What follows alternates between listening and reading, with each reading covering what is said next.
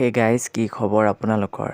Guys, আপোনালোকৰ মাজত বহুতে হয়তো জানে আৰু বহুতে নাজানে যে এলাইট ম'শ্যনত কেনেদৰে ইম'জিবিলাক লগাব পাৰি।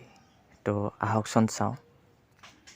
এতিয়া আহকচোন আমি এলাইট ম'শ্যনলৈ যাওঁ আৰু এলাইট ম'শ্যনটো অ'পেন কৰি ল'লোঁ। অ'পেন কৰাৰ পাছত আমি প্লাছ আইকনটো টেপ কৰি পেলাই টেক্সটলৈ যাব লাগিব আৰু টেক্সটত আমি ইম'জিবিলাক ছেট কৰিব লাগিব। আপোনালোকৰ যিটো ভাল লাগে সেইটো ইম'জি লগাই ল'ব। অ'কে, টেক্সটত লিখি ল'ব ইম'জিবিলাক। গাইজ, এতিয়া দেখিবলৈ পাইছে যে ইম'জিবিলাক শ্ব' হৈছে বাট কালাৰটো নাই, কালাৰলেছ হৈ আছে। তো কেনেদৰেনো শ্ব' কৰাব চাওকচোন। তো টেক্সটলৈ গৈ পেলাই ওপৰত যিটো দেখিছে কালাৰ বক্সত ক্লিক কৰিব। ক্লিক কৰাৰ পাছত 3 নম্বৰ অপশ্যনত ক্লিক কৰিব। অ'কে, 3 নম্বৰ অপশ্যনত ক্লিক কৰাৰ পাছত একেবাৰে 3 নম্বৰ পইণ্টটো চাওক, একেবাৰে 0 কৰি দিব। 0 কৰি দিয়াৰ পাছত অ'কে কৰি দিব।